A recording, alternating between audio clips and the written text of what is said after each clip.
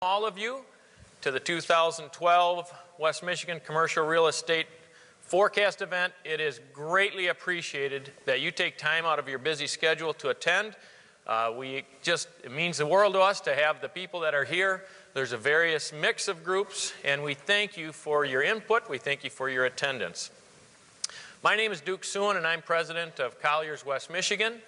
And we are pleased to once again partner with Grand Valley State University's Seidman College of Business to put on this forecast event.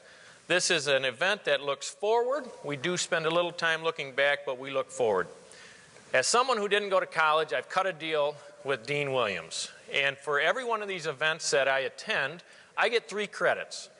By the time I retire, I will finally have that elusive degree that I've been looking for. So thank you, Dean Williams, for graciously agreeing to that. Correct? You guys heard it. You're my witnesses. I love it. I read a quote the other day from Thomas Paine that said, "The real man smiles in trouble, gathers strength from distress, and grows strong by reflection." I trust all of us, and particularly those of us who've been in the commercial real estate business the past few years, have had their share of troubles, but we've gained strength through the process, and we've had time to reflect. Now we need to look forward, we need to be armed with the knowledge, and we need to positively affect the future. And today we're going to spend a little time looking back, but mostly we're going to be looking forward. Before we get started, I want to take a few minutes and just thank our sponsors who, without them, it would be very difficult to put this event on. As I mentioned, we've worked closely with the Seidman College of Business. It has been a great relationship. They are unbelievably great partners to put this together on jointly, and we are blessed to work with them again this year. We've had sponsors. This year we have Cohen Financial. And what I try to do is you get these things about what these companies do. And I got reminded, Colin Cray I work with, he used to be in my youth group. Years ago he said to me, when I was one of his leaders, he actually said, "Duke, let me dumb it down for you." So when I do these things, sometimes I have to put them into dumb it down for Duke. But Cohen Financial is a Colliers strategic partner. They're a national real estate capital services company, an originator of commercial real estate debt and equity transactions. So, simply put, they find money cheap and fast. Kathy Bronkema is in Grand Rapids, and she's here today and will be on the panel. Custer Office Furniture, we thank them again for being a sponsor and providing the office furniture. And I just simply put, they create great workspaces fast. That's my way of describing it. Grand River Bank is a newer sponsor for us. Those of us in the commercial real estate community know they've been pretty active this year. They're a new bank, but they have been growing rather fast. And they have been a very strong supporter of the commercial real estate industry, and they are a sponsor of this event. And the summary of them is, candidly, they lend money fast. And lastly, First American Title. They have been with us nearly from the beginning, and they have really been a strong supporter of this event, and we are thankful for them. Craig Wandry and Gary Wadsworth are great teammates and support us strongly. And candidly, First American can close deals fast. So that's the summary on our sponsors, and I'd ask if you could give me a round of applause for their support. I'm going to take a quick minute to introduce a speaker that's not going to speak till a little later in the event, but I'd like to introduce him at this point. His name is Mr. Casey Conway. His title is Executive Managing Director of Real Estate Analytics for Colliers International. And with a title like that, I figure he's got to be really important. So I'm looking forward to this. Prior to joining Colliers, he spent 5 years with the Federal Reserve Board, during which time he briefed Chairman Bernanke and the Board of Governors on the market conditions and the myriad of issues affecting the Board of Governors during the 2008-2009 crisis. Today, we're going to actually find out whether he was the cause or the solution to those issues. So hopefully we'll find that out today. Casey currently lives in Atlanta. He hails from Colorado. I know he's an appraiser. He grew up in a developer family. And we are really excited to have him speak immediately after our own West Michigan, Dr. Harry Singh, gives his economic overview. Casey, could you stand up and could you guys give him a great West Michigan welcome?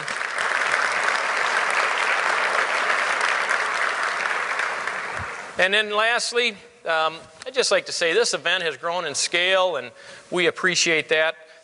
similar to the growth that the Seidman College of Business has exhibited over the past years as well. We are anticipating the opening soon, I'm not sure when, of the new $40 million facility across the river for the College of Business, and we're excited about that.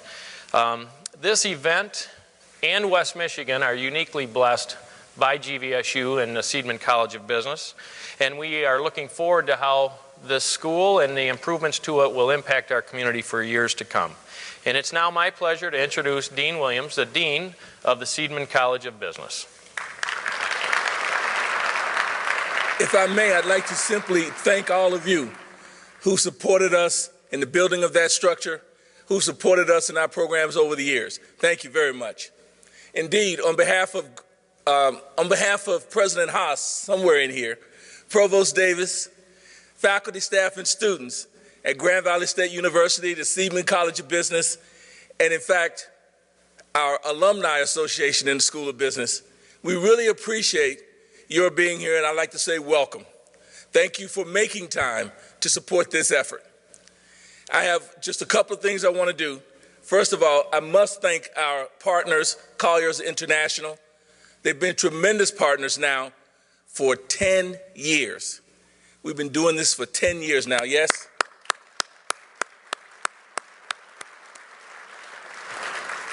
And in fact, I went back and looked at our 2003 publication of the Seidman Business Review and read the forecast then, compared it with the forecast now. And you might recall we were just recovering from what transpired in 2000. But things were a little bit different, but we're still positive with what's going to be happening here in our community in the future. If you look in your chairs, you should have this edition of the Seidman Business Review, and I commend it to your reading. Of course, we'll have the economic and real estate forecast included. We also have the stock market results for this region, and we'll have a housing report in here. We also have a couple of other stories about the business in this region that I hope you'll find interesting and informative. But I certainly want to thank you again for all your support and to thank Colliers for working with us so closely over these 10 years. And now it's my distinct pleasure to start the program by inviting my distinguished friend and colleague and the distinguished representative for the College of Business's Department of Economic Experts, quite frankly, Harry Singh, to the podium. Please, Harry.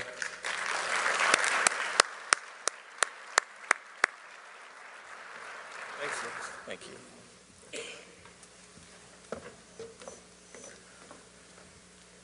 So Duke told you that he's working on a degree by coming here. One problem is that right now the degree doesn't help that much. Especially having a PhD does not help that much. And also, to paraphrase Tom Paine, I'm smiling because I'm in trouble. And let me explain to you what the trouble is. So one of the first things we normally do is our truth and disclosure. So we talk about what I said and what actually happened. At the national level, in terms of the overall growth rate in GDP, I forecasted it's going to grow around 3 to 4%.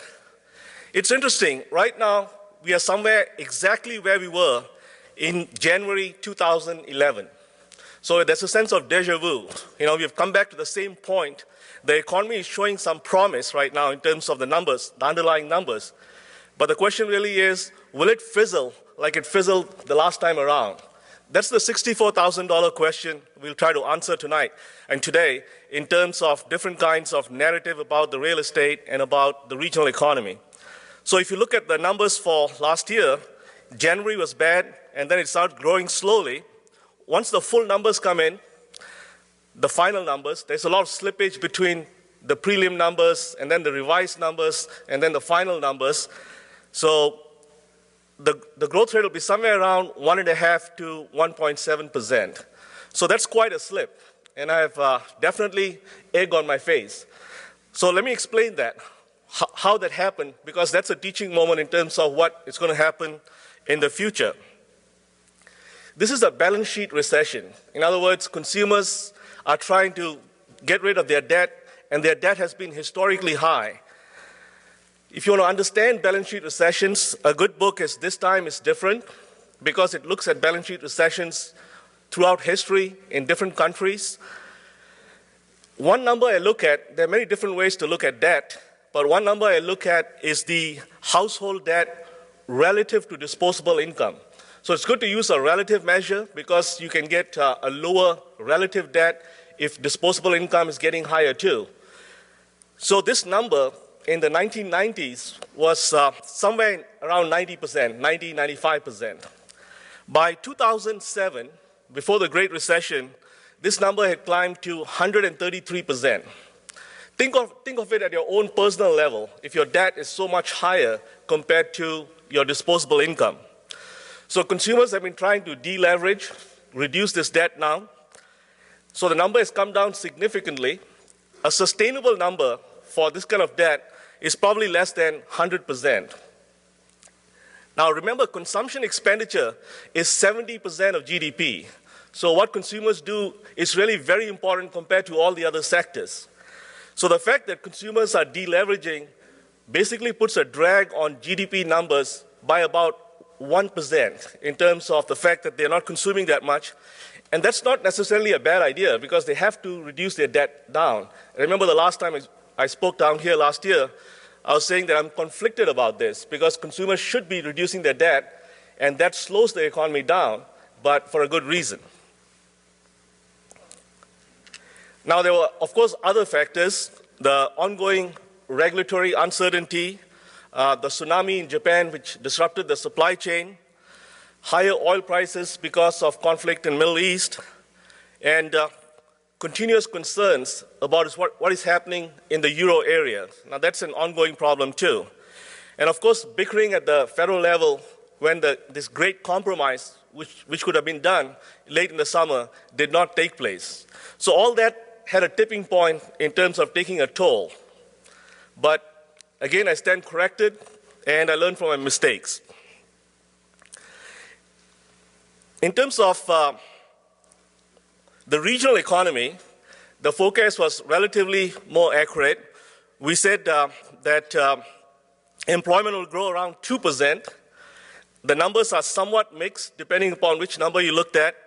But overall, the four counties' employment growth for 2011 is around 1.5% or so, once all the numbers come in. And we said 2%, so we were slightly optimistic, but closer than the national numbers. Going back to the national economy, we have this underlying good numbers coming out, and again, the question is whether it'll fizzle like last year or whether it'll actually build momentum in terms of growth. So one number I look at is the leading index by Conference Board, and some of the components of this index, like manufacturing, has been shoring up and improving, new orders in manufacturing, building permits have started going up a little bit, consumer expectations have been solidified somewhat, and one number to look at is initial unemployment claims. Typically, if this number is less than 400,000, that signals growth in the labor market. I know Casey is going to talk about this at the regional level in terms of unemployment claims, and there's a lot of noise in this number. So the number to look at is not the weekly number, but the moving average. And the moving average right now is around 380,000. So long as it stays lower than 400,000 significantly, that will signal continued improvement in the labor market. In terms of employment prospects, productivity has been going up. Employers have been trying to eke out higher productivity from existing workers. Now that's maxing out, so they have to start hiring new workers if demand picks up. The December number had 200,000 growth, but again, the numbers might fall a little bit in the early part of the year. But as we go towards the end of 2012, we'll start getting growth rates in the monthly numbers around 200,000 jobs. And the unemployment rate, again, has a lot of noise depending upon how workers are discouraged, which is not in the unemployment number, and also in terms of persons who are working part-time. So in terms of the overall unemployment rate, by the end of this year, it'll be somewhere around 8%. I've given a wide error bar down there between 7.7 to 8.3%, but it'll be somewhere around 8%. And if you look at the presidential election, probably the tipping point psychologically is going to be around 8%. So if it's less than 8%, then incumbents might have a better time. Now, in terms of why the growth rate is going to be modest for 2012, the basic problem we have is that there's no single engine of growth here in terms of the components of GDP. Exports have been a bright spot, but India and China are slowing down. Most of Asia is slowing down. Europe is in turmoil. So growth in exports is going to be challenged, although it's still going to be relatively robust. Consumption growth, the 70% of GDP, is not going to go up that much either because of the fact that consumers are deleveraging, although it'll go up some. Private investment has been sitting mostly in the sidelines, a lot of liquidity with corporations. There's a lot of talk about how regulation uncertainty kind of makes them wait in the sidelines. But really the major factor is demand. You know, if you can sell your output, you won't care about regulation uncertainty that much. So, but still waiting around the sidelines, and that's going to be muted. And clearly, federal and state policies, where they're trying to balance their budgets, are going to be a drag in terms of not having that much stimulation. The Federal Reserve is committed to keeping interest rates low for another 2 years, but and the expectation is they'll try to do another stimulus in terms of a QE3, but that's going to have a limited effect too. So when you go down this whole list, you don't find anything which is dramatic in terms of pushing the growth remarkably. That's why the growth projection is somewhere between 2 to 3%. Let's get back to the West Michigan economy. All the indicators show that the economy is solidifying and it's getting a fairly consolidated good growth rate. The restructuring in manufacturing has made manufacturing much more competitive. The growth sectors are in health sector, education, high-tech manufacturing, professional services. But overall, just like the national economy, the growth is going to be modest. Now this graph, I know you can't read it very effectively, but this graph says the whole thing for West Michigan economy. Dean Williams said that we have a 10th anniversary with Grubb and Ellis and Colliers, but actually we've been doing the forecast for 17 years, from 1995 onwards. And during the good times, in the 1990s, the confidence index used to be around 80, 85%. After the recession in 2001, it went into the 60s, around 65%, so we took a major hit down there. And then after the 2007-8 recession, it went down below 50%, which was pretty dramatic. That's the lowest it has been ever in the last 17 years. And now we are slowly limping back towards modest growth. So right now, the confidence index is around 58%. It's poised to go above 60% for 2012. So that's a fairly significant psychological benchmark, that we're going to go above 60% for the first time. Roughly, we have recovered about 70, 80% of our place in terms of the place where we were before the recession. So there's some space to go, but we're getting back to the pre-recession level. In terms of employment, you can see the numbers are clustered around 1% and 2%. And probably the average is going to turn out to be somewhere around 1.5% to 2% in terms of employment growth. In good times, in the 1990s, employment used to grow around 2.5%. So again, that's muted to some extent. When we dig deeper into the employment numbers, we asked the respondents, and by the way, we had 270 respondents, and the survey was sent out to 1,000 CEOs. So out of the 270 respondents, 51%, a majority said that they're going to hire in 2012. And of those who want to hire, the good news is they want to hire predominantly permanent workers. So 70% of them are going to hire permanent workers. So we're going to shift from hiring temporary workers to more permanent workers, which is again a sign of the fact that confidence is building up. One of the bright spots in the West Michigan economy has been exports. Even in bad times, like in 2008, 2009, exports from the West Michigan area has been fairly robust. So, in spite of the slowing of markets in Asia and Europe, exports are expected to grow around 7%. Some of them actually are having much higher exports rate, around 12, 13%. Now, only about 1/3 of the sample we have out of the 270 respondents actually export. But it's a small sample, but it shows relatively robust numbers. So that's the slide for exports. You can see 7% growth rate. Now, one question we asked them is this idea about when the good times will return. And again, good times is basically employment growing around 2.5%, sales growing around 5% or so. And you can see that there's a whole underlying notion of pessimism. About 57% think that the good times will return only after 2 years. I think the issue here, when we look at their comments and stuff like that, is the fact that they understand at a basic level that the good times is going to be a new normal.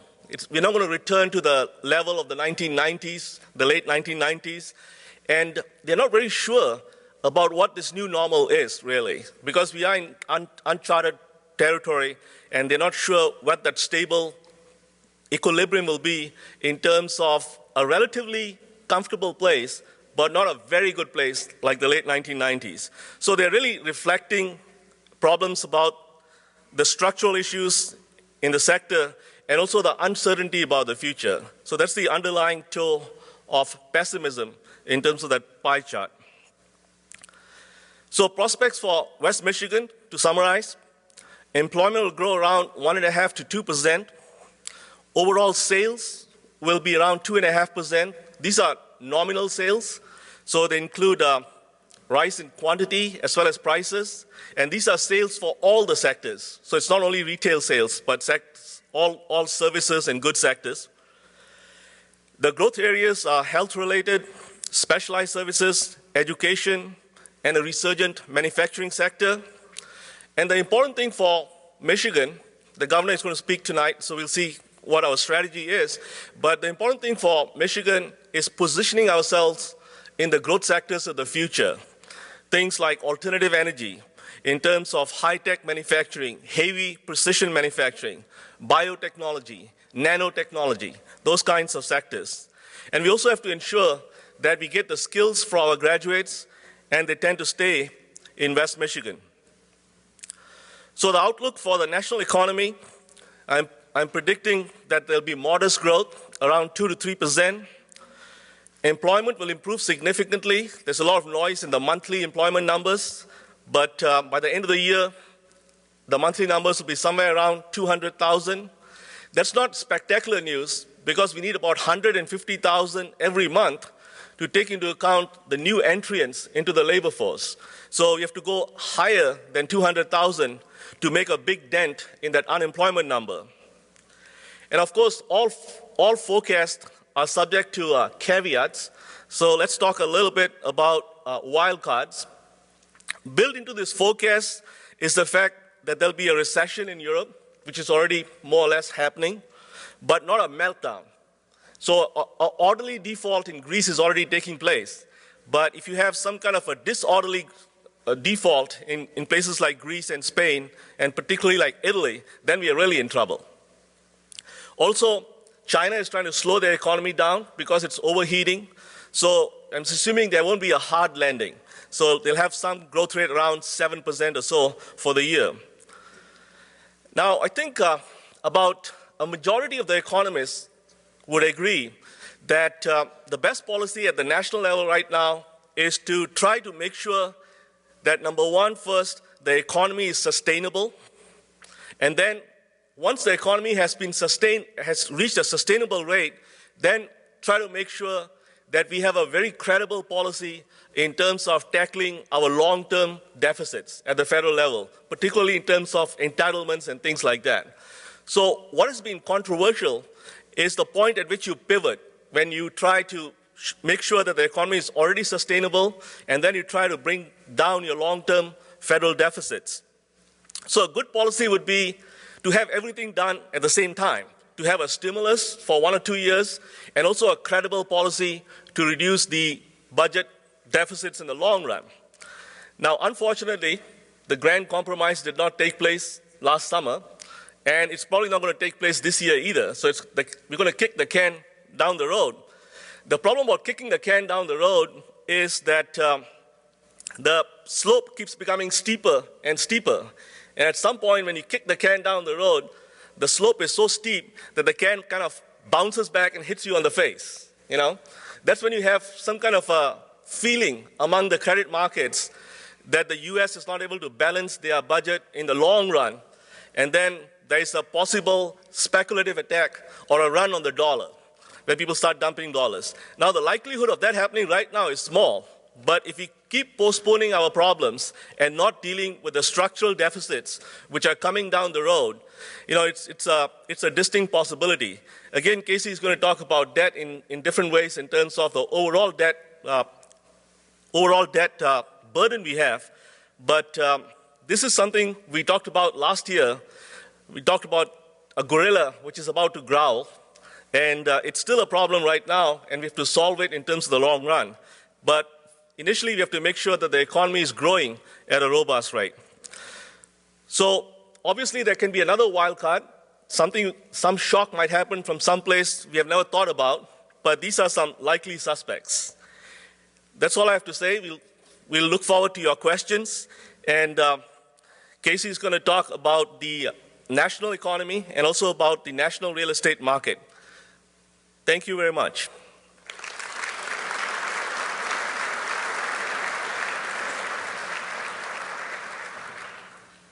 Good morning. It's an honor to be here with everybody. First of all, can everybody hear me okay? Because sometimes I don't project as well as Duke, so I need to take my projection lessons from you.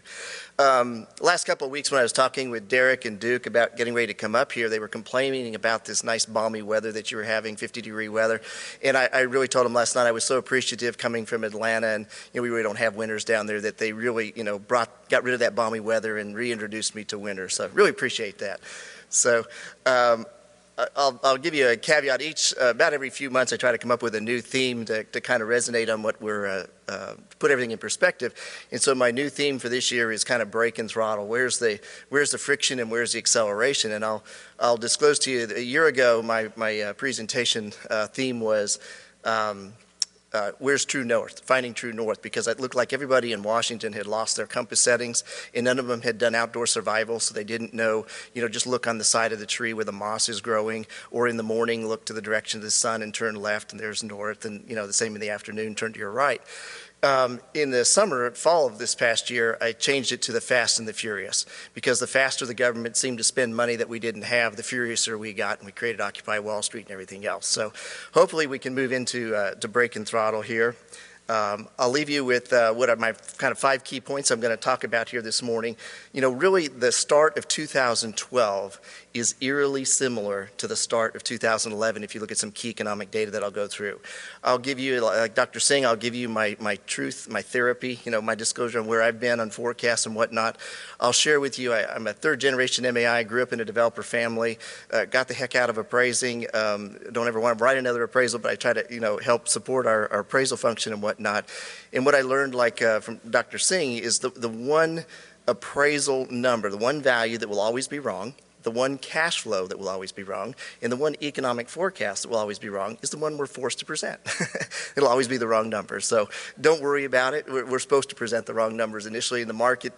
What happens is stuff happens. Mother Nature, hurricanes, earthquakes, European debt crisis, Washington, D.C., those things happen to us. I'm going to give you some alternative economic indicators to look at. Forget jobless claims, unemployment, all that kind of stuff. I'm going to leave you some fun ones like the City Economic Surprise Index. It's one where they actually look at the difference between economists' forecasts in advance of government data being released, and you'll see how inaccurate we are, and the proof that whatever number we're forced to put out usually doesn't happen. So we're just looking at how close we can come. A great one that you'll relate to that gets refreshed every year and some attention because of the Detroit Auto Show is the Muscle Car Index. So if you're tired of being stressed about your bond portfolio, your equity portfolio, your REIT portfolios, your CMBS portfolios, just go invest in some classic cars and talk to Duke and Derek about leasing some warehouse space to store those cars in. We'll be glad to do that and stimulate some warehouse demand. I'll give you my compass settings, what I think for the year. I'm actually very, very bullish on warehouse real estate in particular, and I'll give you my candid thoughts on retail. They're very simple there, and a few final comments on appraisals because I always have to do that on that side. If I leave you, if you forget anything, or what I've covered here, the slides will be available, but I'll leave you with 4 or 5 key things that I would try to encourage you to take away or remember from my forecast. The first thing is treat all government data like it's wine. Just let it age a long time before you partake of it. If you look at the revisions, jobless claims, unemployment, GDP, it's absolutely horrific how dramatic the revisions are. Yet at 8:30 and 30 seconds of every morning, CNBC is sitting there ready to tell us what the number is and what we should do 30 seconds later. And we won't even have the final numbers on 2011 GDP until the end of March of this year. We'll get advance peak at the end of this month, but then we'll have two to three more revisions before we get it done. Let me start with kind of where things started this year compared to last year, and it's kind of eerily reminiscent. The first thing is at the beginning of last year, January, we got the new ADP numbers. It set a new record. All-time record for the ADP numbers. Guess what we got just a week or so ago? ADP set a new record with over 300-something thousand jobs, 325,000 jobs on the private side. We had the BLS say a year ago unemployment finally was coming down. It dropped 50 basis points. First time in many months since the financial crisis started, we created over 100,000 jobs. Guess what we just had? Unemployment drops again rather dramatically. We create now 200,000 jobs, so really strong numbers on the BLS and the labor side. And then we had on the manufacturing side, the ISM tell us that manufacturing activity is going pretty well. Well, how did that do for us as the year played out? Well, we had a tsunami and a disruption in Japan and supply channels. We had the U.S. not be able to deal with its fiscal house of order. We had new record municipal bankruptcies, the big one in Birmingham outside Cook County, encompassing Birmingham, Alabama, the largest municipal bankruptcy ever. And then we had the European debt crisis. So how do you, at the beginning of the year, factor all those things in? And so what I would say is stuff does happen. So keep in mind that all of those things, the remnants of the tsunami earthquake, the disruption in supply channels, the European debt crisis, the U.S. debt crisis, all those things are still with us, and they're wild cards as we go through an election year. So it's going to be pretty hard to forecast. So keep that in mind as we go through the year.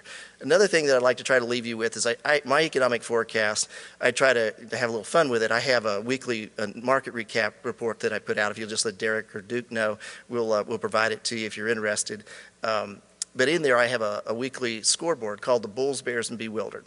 And I will admit that I can go through and figure out what's bullish each week, the economic data, what's bearish.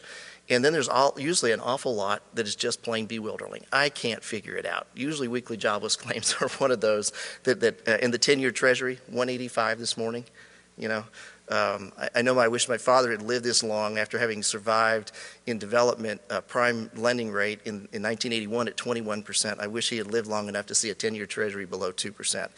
But anyway, I had this scoreboard. In truth, in disclosure, my calendar year average last year for the whole year, as we looked week by week, my average scored bears 4.3. So I was pretty much bearish. I got more bearish as the year went on, obviously. The first half of the year, we were great in the first quarter. It slowed down in the second quarter. Then we had all this stuff happen in the summer and in the fall with the U.S. and European debt crises and the reality of what the supply disruption meant to us out of Japan and China. I just issued a new one last night, and my score is bewildering. If there's a tie between the Bulls and the Bears, it's a bewildered. The prior week I was bullish. I think we're going to have this banner going back and forth between being confused about the data and probably be turning a little more bearish. I think expectations are too high. Really watch the earnings numbers as they start to play out here. We're starting to see it on the banks. We're starting to see it on the retailers. Best Buy, Sears, CIT cut off the supply, the lines of credit to Sears, to all their suppliers yesterday. These are pretty significant things to pay attention to. So I provide that scoreboard. My forecast at the beginning of last year, and I was told I was crazy because everybody was forecasting 3% plus GDP, was light growth, less than 2% GDP, as we cut big government debt. And what I was really looking at is 40 of the 50 states are on fiscal year bases that roll over in June or July of each year. And so it wasn't hard to look at the beginning of last year and look at what state and municipal governments were going to have to do in job cutting and budget cutting mid-year, and what drain that alone would put on the economy. We're going through another round of that. Most states are required statutorily to do mid-year budget adjustments. Those are right now. At the end of December, they've got to go back and look at revenue shortfalls and readjust those estimates, and we're probably going to see another uptick in the jobless claims data from state and local government job cuts. So that's going to be what my forecast for this year is. Modest or no growth. I think we'll be lucky if we get anywhere near 1.5% GDP while government can't act.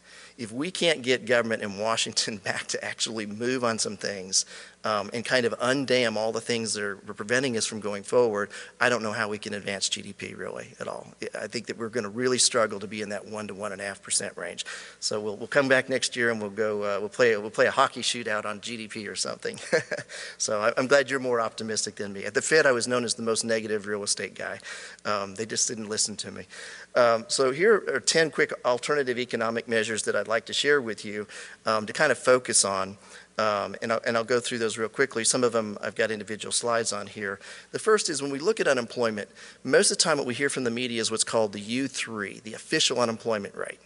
And because the labor participation rate is such a moving target, what they determine is who's really participating in the labor market, the numbers are changing all over the board. I really encourage you in the release, go down about 20 pages to this table A15 and look at the U6 unemployment rate. The U6 unemployment this is the truth and disclosure, this is everybody in the economy.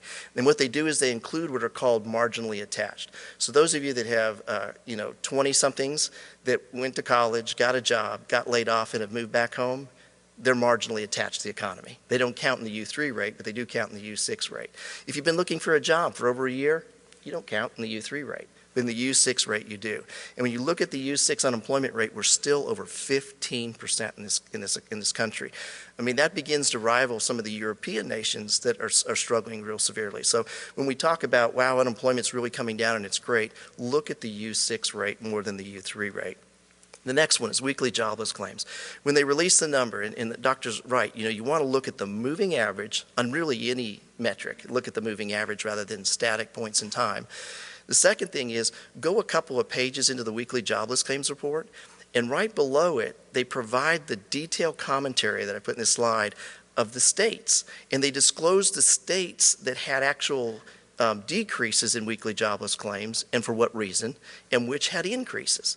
Well, guess what happened in last week's weekly jobless claims, right? A week ago, they said things went down, then they went back up this past Thursday, right? Went up 24,000, almost back to 400,000, the 399,000 level.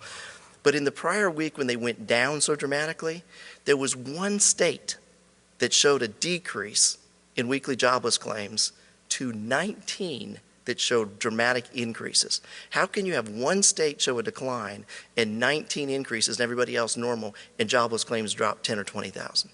It's absolutely ridiculous. And what's happening is they go back and they revise these numbers the following week when nobody's paying attention.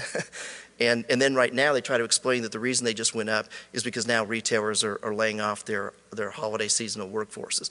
Well, some of that's true. The revisions are a bigger piece of it. So look at this state detail, and it's really enlightening to go look up your state and in your neighboring states and see what they're cutting or what they're not cutting. It's really a valuable piece.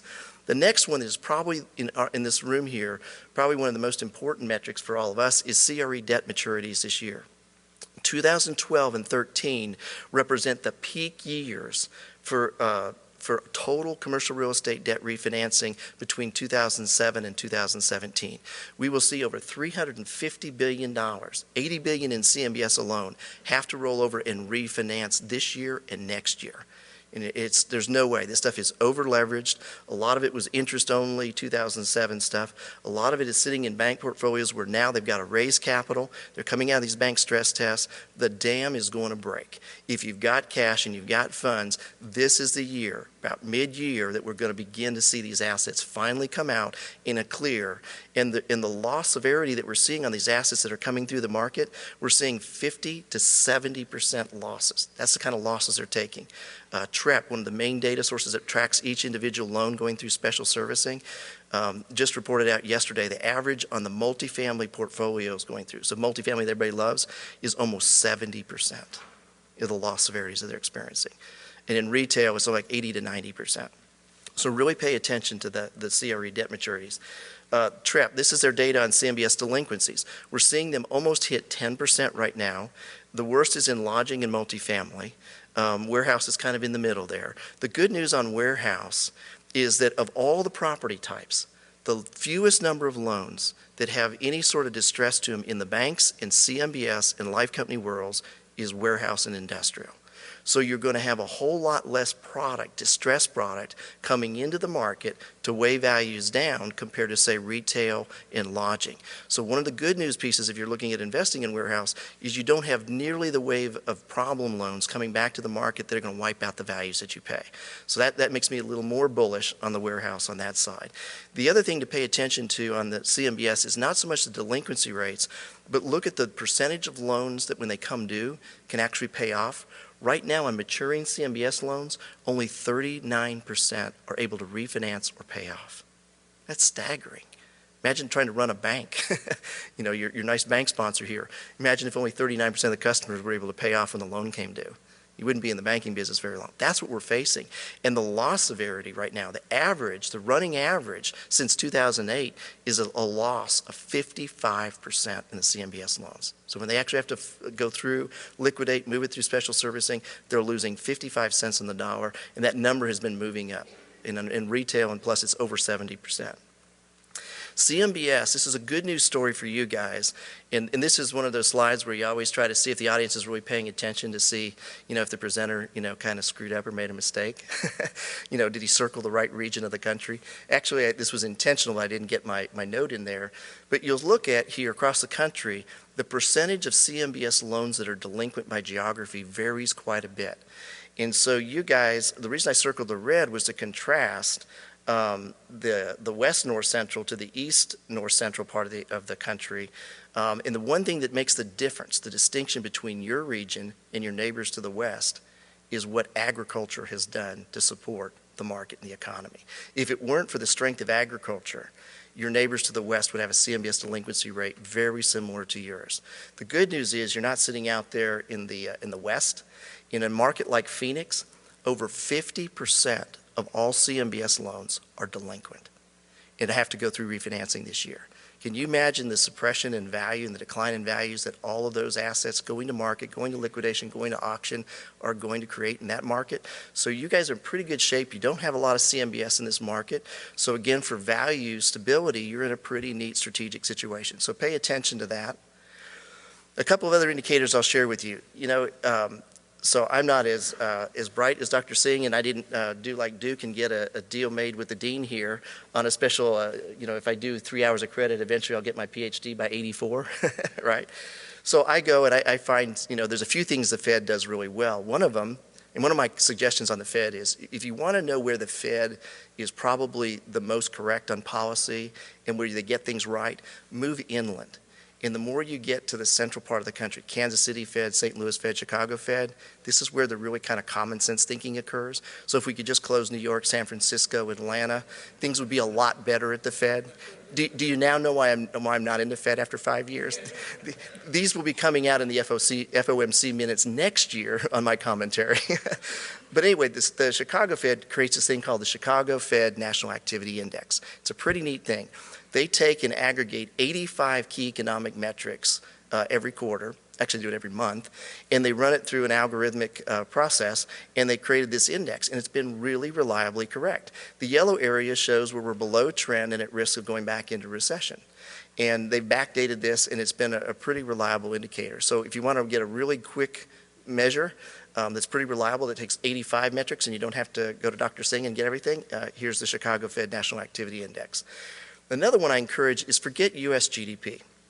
Because what's more important to U.S. GDP is GDP in places like Hong Kong and Germany. Europe is our largest trading partner. What happens to Europe is going to impact us in a big way this year. And Europe, it's been theoretically, we've been talking about EU austerity and downgrades and all that. The reality of that factors in this year. And when Europeans quit spending, when they quit buying our exports and our goods, and we realize what that really does to us in manufacturing. That is that wild card I'm really concerned about. And so when I look at someone like Germany, Germany's GDP has fallen to a fraction of 1%, down below 0.5%. Really important bellwether. Hong Kong, most everything that goes through the world to be traded goes through Hong Kong. And Hong Kong's GDP has collapsed from almost 3% down to 1/10 of 1%. So when you look at global trade, Hong Kong is an incredible bellwether for us as a manufacturing economy.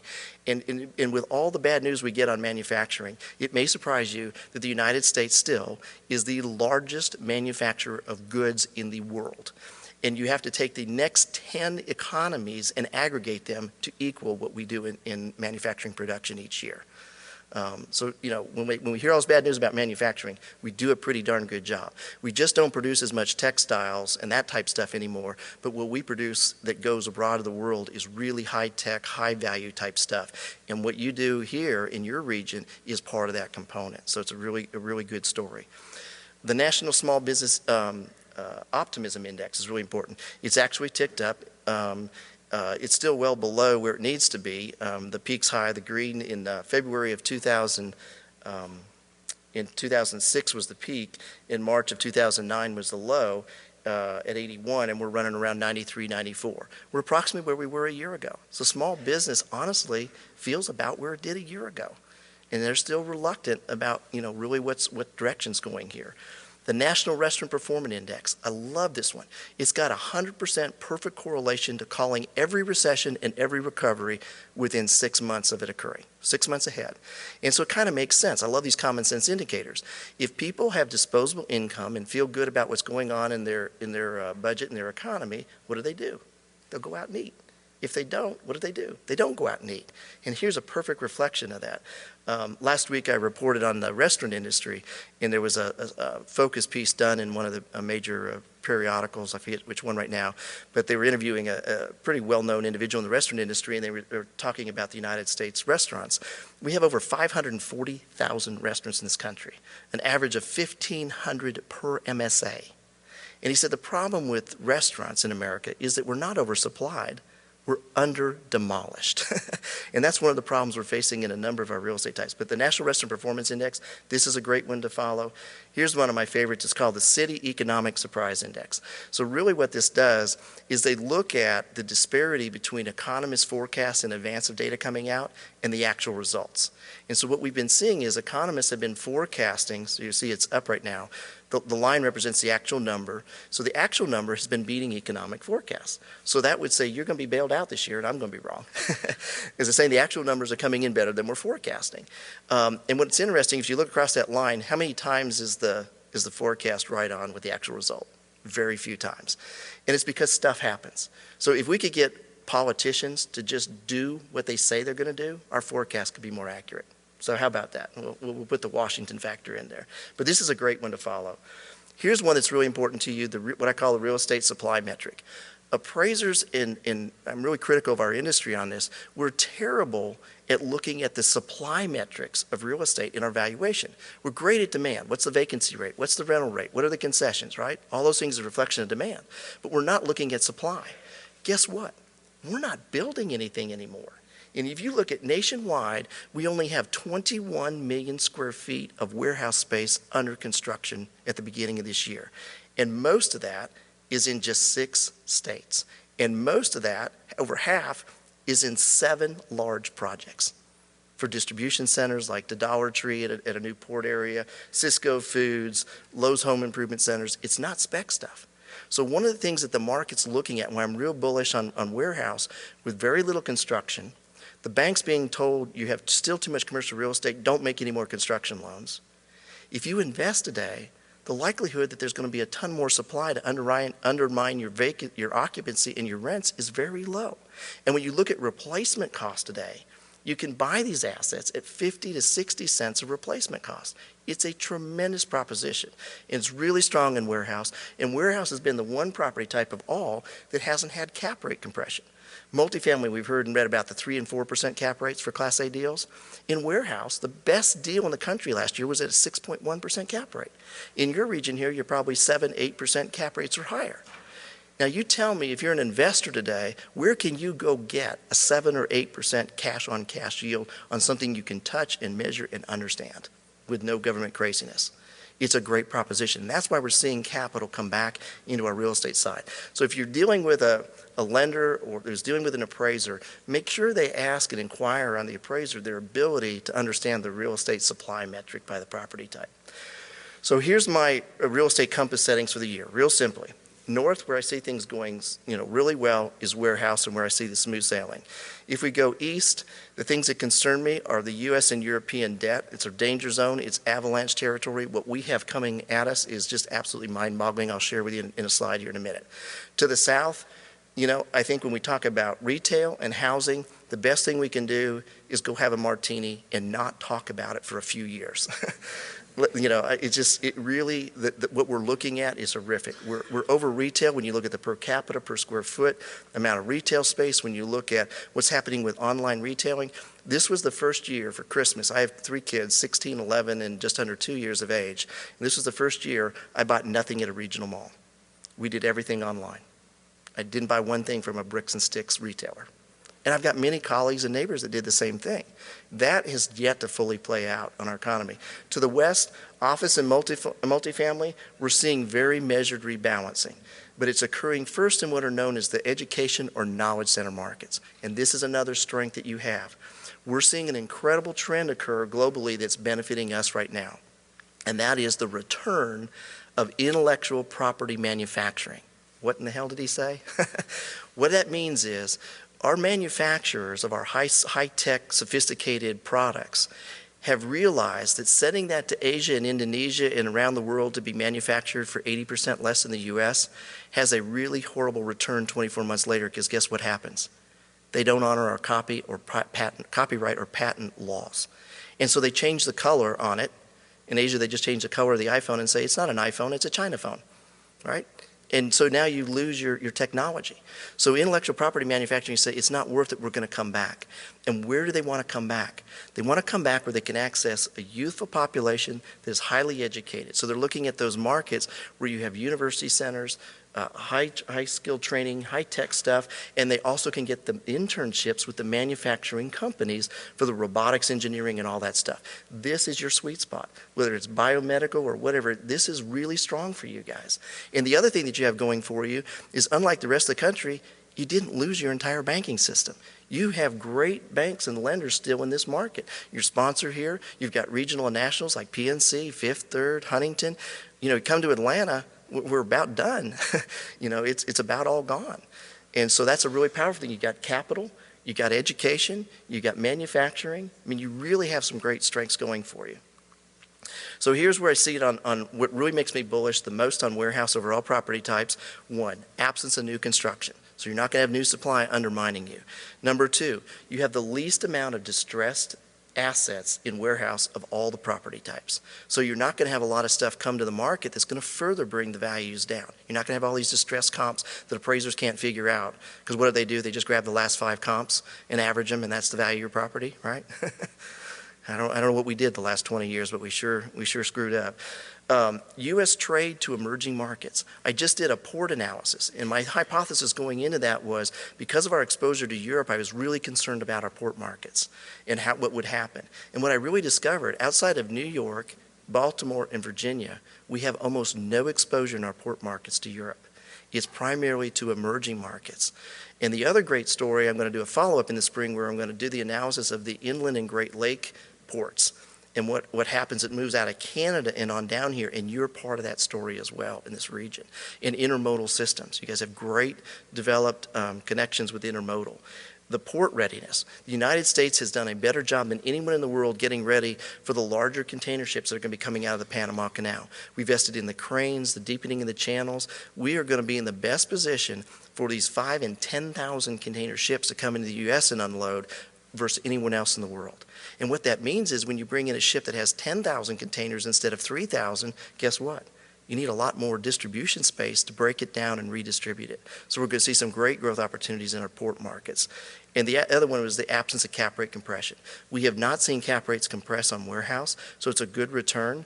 And so unlike multifamily, we're seeing institutional capital want to rotate out of multifamily a little bit, and they're looking for where can we get that return. And so they're looking to warehouse. I want to leave you with a couple of final thoughts here, and we'll wrap up. Looking at our total U.S. debt situation. This was a slide I presented that we've had more calls from the Federal Reserve Board asking that I not present this anymore because they feel it's just not productive. But it's staggering that you understand what our true national debt is as a country. We hear that it's around $14 trillion. It just went up to, I think, like $15 trillion. And what you'll see in this graphic, I know it's hard to read, the slides will be made available to you. But if you add in not just our federal level debt, but our unfunded liabilities in Medicaid, Social Security, if you add in our state debt at over $1 trillion, and our student loan debt approximates all state debt, if you can imagine that, another $1 trillion. Unfunded liabilities of the states, another $3 trillion in their pension plans. If you add in consumer debt, our mortgage debt, and add it all together, as a nation, we owe $99 trillion. That equates to $322,000 per man, woman, and child in this country. If you were to put that on a 30-year mortgage at 4% interest, it would take 100% of our household income to pay it off in 30 years. That's what we're facing.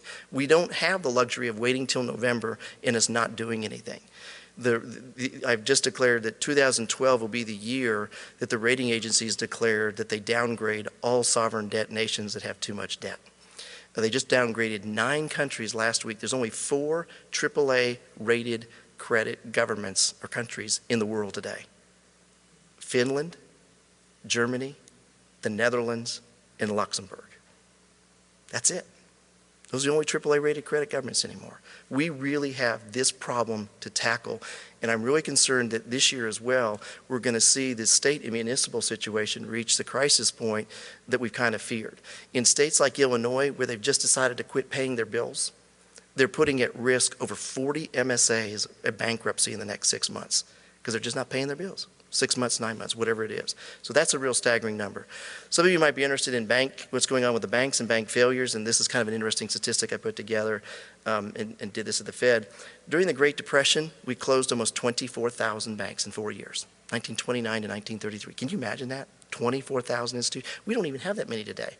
We have just under 8,000 banks and another 8,000 credit unions. Between 1986 and 94, the S&L crisis, we closed about 10% of that, about 2,400 banks. And then if you look at 2008, 9, 10, and 11, what you can see is we've closed about 524 banks in this crisis. And this is the worst condition that our banks have been, most over-leveraged, most CRE concentrated, and we've only closed 524. And we only closed 92 banks last year. So it looks like everything's getting better in the banking world, right? Well, ask Citi and JP Morgan about that from their earnings this week, if things are getting better. A couple of the reasons you need to understand that we didn't close as many banks. Number one, we had a change in the chairman at the FDIC mid-year.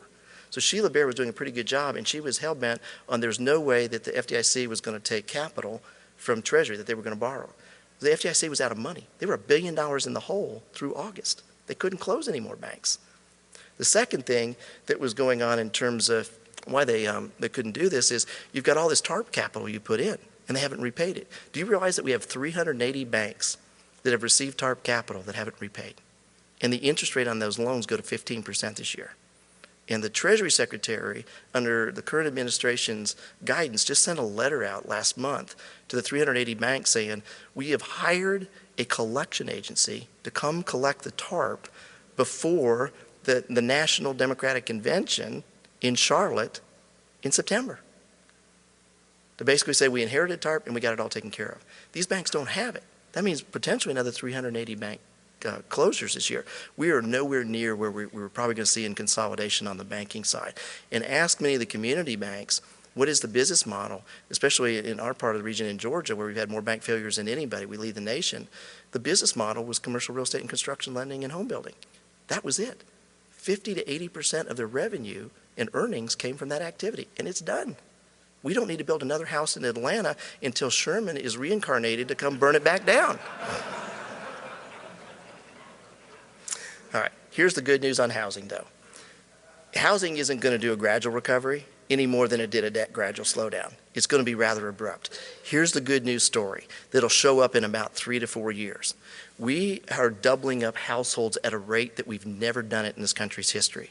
Right now, we have 28 million doubled up households. That means 2 or more families living in one household.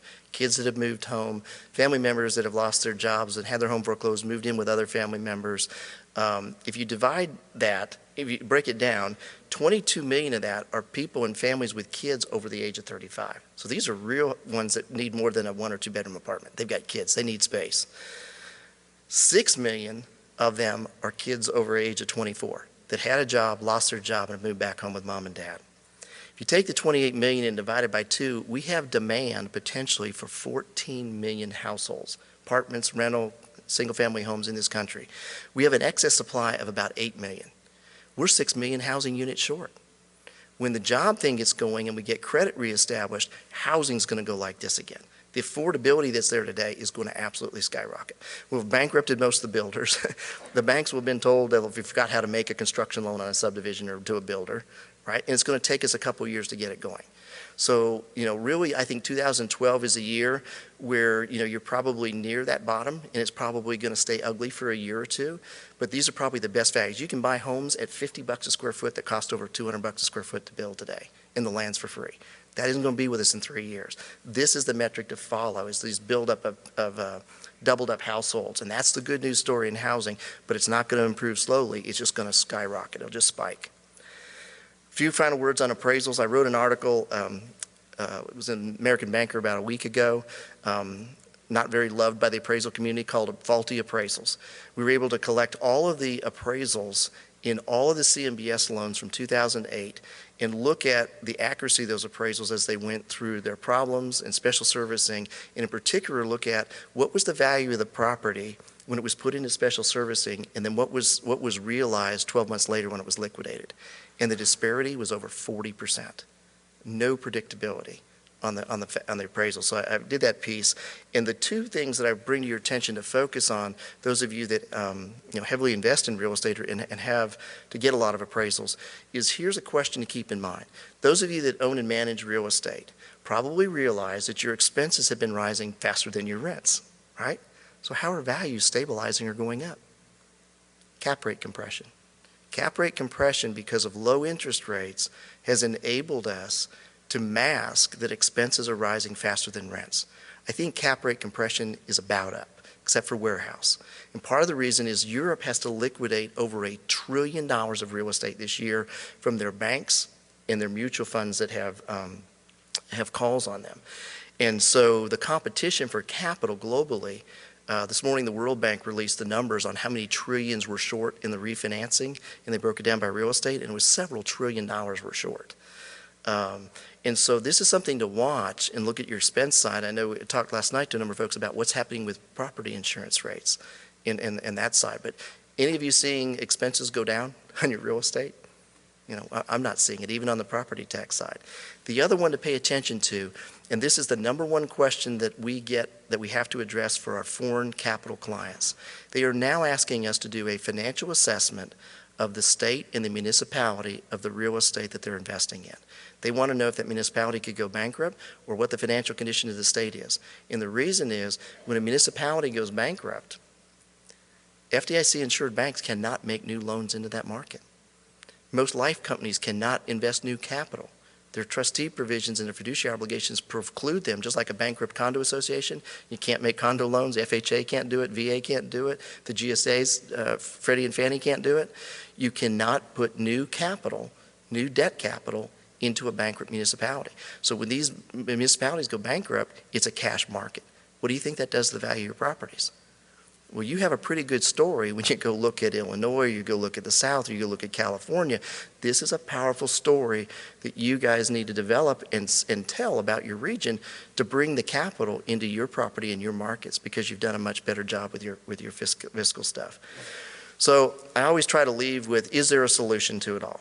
And I've determined that the solution is that we just have to undam it. We have to undam capital, we have to undam regulations, and then we can begin to undam unemployment.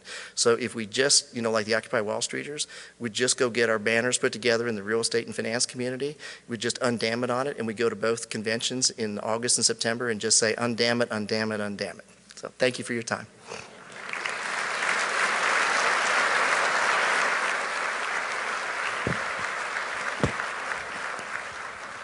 Am I on now? There we go. Thank you, Casey. I'm going to try to keep this moving along. I'm going to give just a quick overview on what's happening in the local real estate world, and then we're going to turn to our panelists for a little more detail. Just looking at some basic supply and demand metrics. Measuring vacancy, which is the measurement for supply in this marketplace. If you look at the three major property types, office, industrial, and retail, you see that the top line there, that dark blue line, which represents our office market, you can see in about 2008 started to climb up, supply increased in the marketplace.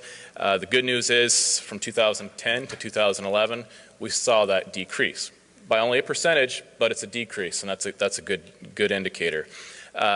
The yellow line, kind of the one in the middle there, that's our retail submarket. As Casey mentioned, it's going to be a long road there, and I think you're seeing that. It climbed from 2008 to 2009, ended up in 2010, and then a slight increase yet from 2010 to 2011. So again, the troubles there, while not spiking, is it stabilizing? It's still uncertain. And the industrial submarket, you can see, again, historically, you haven't seen all the way back to 2005, has not been significant spikes up and down. It's been relatively stable. The trend from 2009 to 2011 is slightly downward. So big picture, what does this mean from a supply standpoint? We're seeing some stabilization. If 2008, 2009, we were seeing things from a supply standpoint increase, we're seeing things stabilize now, which is good news. Looking at just one measurement for demand, which is an interesting one to try to measure, but one way to look at that is just the number of sale transactions that occurred year over year. So this is just measuring transaction velocity, trying to get a pulse on the market, so to speak. The light blue is 2009, dark blue is 2010, 2011 is that gray shaded. There's a 31% increase from 2010 to 2011. That's a good indicator. That's on sales. If you look at leasing, same type of graph, again, you see an increase from 2010 to 2011 by about 21%. Increase in demand, obviously, is a good thing for all of us, and I think it's reflected in pricing. On the investment side, Casey talked about cap rates. We are somewhat isolated here we're not a major market, secondary market. We have seen that cap rate compression slightly from 2010 to 2011. We saw the average cap rate drop by 15 basis points. The theory there is same property that were to sell in 2010, if it were to sell in 2011, it would sell for a higher value. The lower the cap rate, the higher the selling price. Just looking at average sale prices, again, these are gross averages, but it's a decent indicator. This is on industrial, just the average price per square foot sold. You can see in 2008, we've dropped down to 2010, and you can see this is the first year, 2011, we can report that average sale prices is starting to increase on the industrial sector. The percentage I've got, industrial sale prices up on average by 29%, a decent indicator. The average sale price for office properties, again, you can see that we've bottomed out. We've started to climb out from a value standpoint. We're up by 15% from 2010 to 2011. Another good indicator. Retail, to Casey's point, maybe we should grab a drink. You can see that they took a steep climb from 2008 to 2009, and the pricing has really dropped since then. And from 2010 to 2011, while not nearly as dramatic, is still declining in values. So supply, demand, pricing, what's the other influencing factor in our market? And obviously we still are dealing with our share of troubled assets. This is our attempt to just try to get a pulse on what's happening very locally from a troubled asset standpoint. We are not picking on our local community banks, but we're using data from local community banks because their data represents this geography. We're not taking regional banks that have data that represents a larger data set from a geography perspective. What you see here is 5 individual banks, and this report shows the combined 90-day past due, those loans that are non-accrual status and real estate, REO owned real estate, as a percentage of their assets. You can see that in general, the wave crest peaked in June of 2010 and is starting to come down. It's still up there, it's still significant, but we're seeing movement in the right direction. Another way to look at this, take those 5 banks, compile all their data into the same data points. That top red line is the non-current loans and leases. In 2009-ish, combined, we hit almost $350 million. We've come down since then by almost $150 million. That's good news. However, a big segment of that is made up in those bottom 2 lines that have been climbing, where you have those restructured loans and real estate coming in as owned property. So while the trend is good, the wave has crested, so to speak, there's still a decent amount of supply out there from a troubled asset standpoint. On one hand, it represents a tremendous opportunity for some. On the other hand, it represents some obstacles for others. So that's an influencing factor that's significant in our marketplace. Overall, our local summary is we've stabilized on a number of fronts. We believe the recovery is absolutely among us now. In some sectors, it's going very strong. In other sectors, it's going to take some time. We'll get into that here in just a moment. Our headwinds locally, I think there still is quite a bit of uncertainty on some regulatory change.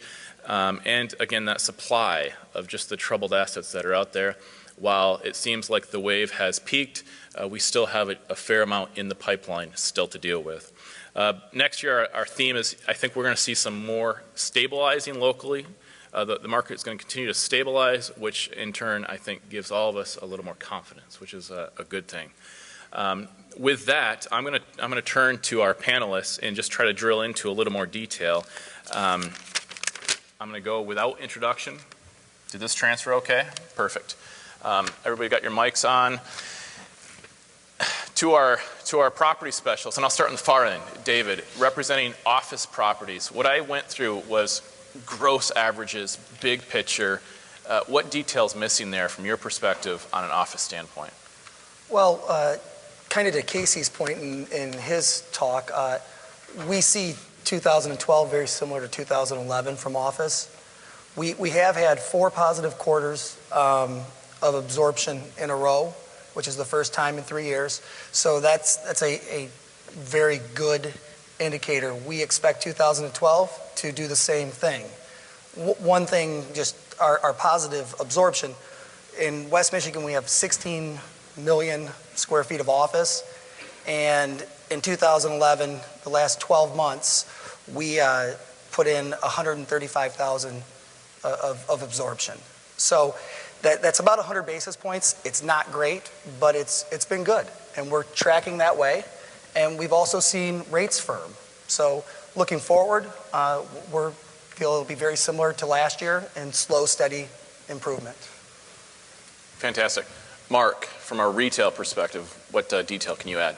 We are seeing, moving forward, that the growth and occupancy is driven by the top tier 1 locations, what we call main and Maynard trophy properties.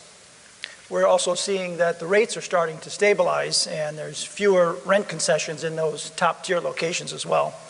And the demand by our national prospects are coming back to Michigan, is what we see in the retail world. And you don't have a drinking problem yet? I drink to cope. Okay. Colin, from an investment standpoint. Sure. Duke, because you opened the door, I'll dumb it down for you. How about that? This is the kind of people I have to work with. You remember back in those days you used to have hair? Yeah. In the investment world, we're really a market in transition. And we're transitioning from being almost totally comprised of distressed assets in 2010. 75% of the market in 2010 had some level of distress. It might not have been bank-owned, but there was a level of financing pressure that caused the sale. 2011, I tracked the numbers. Our firm did 65% of our deals were some level of distress or some level of bank financing. In 2012, we're projecting to go below 50% of troubled deals, so to speak. So about 40% of the market will be troubled. That means we're seeing the return of an arm's length transaction. From a cap rate compression standpoint, Casey, you mentioned we're probably not going to see much more. But what we have seen has been really telling. The most extreme example is Walgreens. A year ago, we were just completing a couple of Walgreens transactions with a client. We were talking in the 7.4% cap rate range. Today, if you look, in fact, I just got an email yesterday on a deal at a 5.25% cap rate. And most of the deals are in the mid-6s. That represents a 15% increase in value in the last year for Walgreens deals alone. What drives that is certainly people looking for certainty, looking for stability, and Walgreens is the finest example of that in the commercial real estate world. But I think it's also an indicator of what's going to follow in the rest of the market, which means we're finally seeing a stabilization in the marketplace, more arm's length transactions. Great. Kathy, I'll come to you in a moment. Duke, from an industrial standpoint, you want to shed a little more light on what we covered? If you look at the statistics for industrial, you don't see a lot of change. It kind of looks like things are boring out there. We kind of do a little bit of this, a little bit of that. The perception in reality in industrial, I've never seen it more distorted. We hear constantly, oh, there's so many buildings out there. You see signs everywhere. And the reality is, this past year, is that we have a shortage of good quality manufacturing buildings. We're an area, we're known nationally, in fact internationally, for our high quality manufacturing. We're a lower volume, higher skill, entrepreneurial, very quick manufacturing that can handle very complex tasks. And what's interesting is everybody thinks they're going to have all kinds of opportunities to look at, and they're going to be distressed. And the reality is, as Casey pointed out, the industrial market, he talks about warehouse, which is the major industrial portion nationally. But locally, it's not warehouse. We're a manufacturing market. A classic example. We had a client a year ago, a little better than a year and a half ago, an international client looking at expanding their operations in West Michigan. They sent their team in. They asked us to show them the market. And they came in anticipating spending 3 days looking at a multitude of 20 plus buildings. The reality is, we showed them 6 or 8 buildings, and the only reason we got to 6 or 8 is we tried to give a big number. There's only 3 or 4 buildings that could possibly have fit remotely their needs. As we drilled down to their needs, none of the buildings in our market fit their needs. They needed a couple 100,000 feet of manufacturing, heavy manufacturing that's height, that's floor capacity, that's power capacity, it's bay sizing, it's infrastructure, it's parking, it's all of the things that go with a heavy manufacturing, plus a supplier base, which we have. We ended up looking at 2 options: brand new construction, or we ended up taking a 50-year-old building in the city of Wyoming and raising the roof from 15 to 32 feet to accommodate their need. It's absolutely astonishing to people. We had a company come in this year, an international company as well, with a high-tech carbon fiber technology. They wanted to be in West Michigan. This is where they want to be. They have access to the markets, Chicago, Detroit, Ohio. They want to be in West Michigan. They, again, thought they were going to come in and see this myriad. The Right Place knows this story. They've been living it. And they come into the market and we show them 2 or 3 buildings. We stretch it to 4 or 5 just to get them more out of there. And during the time they're trying to make their decision process, 4 of the buildings that they looked at were leased up to manufacturers. And they're off the table. And now they're really upset, so they expand their search, they widen their search, they start looking at everything else thinking they've got to be missing something. We're obviously not showing the market. They come back and look at the very first building they looked at, but guess what? Their position has changed dramatically. So I would just say 11 was a year of perception and reality disorder. We're going to get that disorder taken care of real quick when you come to this market, and it's because of our manufacturing community. How does that influence new construction in the industrial segment? Duke. Yeah, we're going to have to see new construction, and it's going to be a problem because it's going to be a problem to get the appraisals on new construction. We're always looking back 2 years, and we can't decipher out that data real well. But I can tell you, lease rates for industrial manufacturing, I'm not talking about warehouse here, I'm talking about manufacturing. Lease rates for manufacturing in West Michigan are back to our normal historical highs. Sale rates for manufacturing buildings, and these are not tired, these are not buildings that need a lot of, these are current manufacturing buildings. Our sale rates are back up to our normal historical highs. However, those normal historical highs are about half what new construction is. So it is going to be very difficult to get that over the line, but we're going to have to do it. There will be new construction in 12, not spec built, but it'll be build-to-suit new construction that has to occur in 12 because there is almost nothing left. The Right Place yesterday sent out a request for a building, a manufacturing building.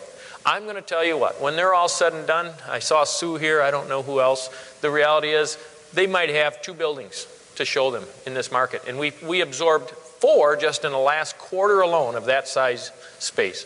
So it's going to be a struggle to get those financed. We're going to have to help the appraisers, but the feds don't want us to help the appraisers anymore. So, right? While we're on it, one of the questions that came in was just what's the update with the GM plant, and how does that influence things? The GM plant just was not able to be restructured efficiently to meet the needs of our current manufacturers. We're not a 1 million square foot manufacturing market. We're a market of smaller entrepreneurial 100 to 200,000 foot manufacturing facilities. The facility was tired. There was 250,000 square feet of basement space in there, and you just can't function with that type of a structure. They're doing the right thing. They're demolishing the building. They're making that site ready. That's going to be a beautiful site. It's going to be a key site. It's all the power, all the infrastructure, rail, everything is there. And there's a workforce right nearby that's easily attracted to it. And being on the highway, it's a great spot to manufacture, to receive, distribute, and for employment. It's going to be a 2-3 year project by the time we figure that out. But there is demand for that site. It will be a great site. Thank you. Kathy, from a debt side, what's the update that I missed? I would just add, as you see the real estate fundamentals coming back, I am seeing more and more lenders have an appetite to continue to lend in Michigan and specifically West Michigan. You have your local banks, they're being very competitive, and I'm starting to see some local banks going out to 10-year money.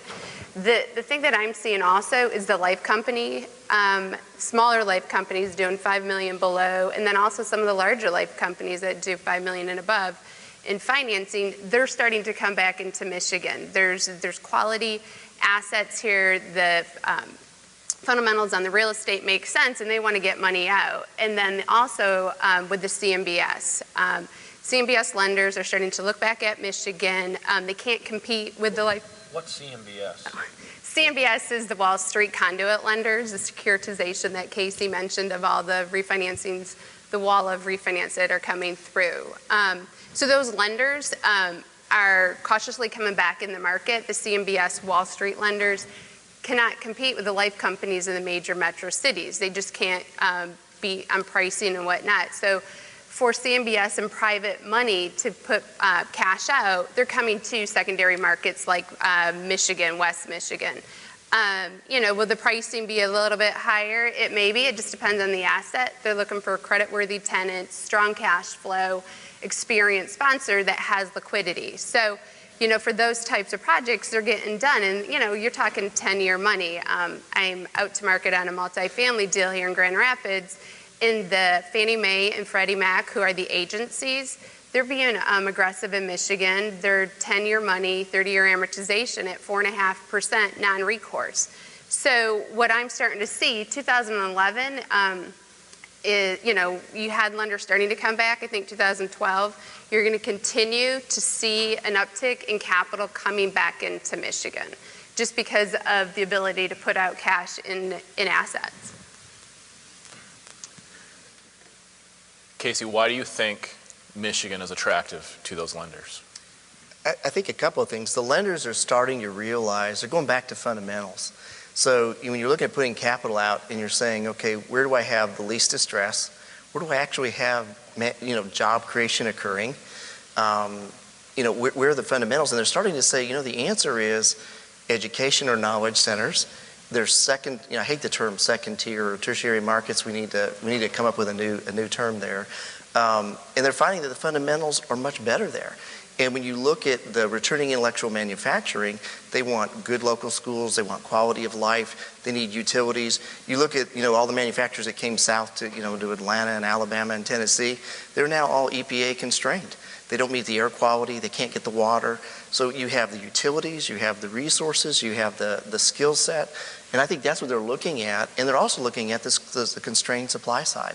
You don't have this huge wave of new supply coming, and you're not going to have it because they're not going to let the banks rebuild in their real estate concentration. So, that gives them more confidence where you used to say, I need a liquidity premium to go to, the non-core markets. That liquidity premium for going to a secondary market, I think has come out of the market. I'd be interested in your thoughts, Kathy, on that.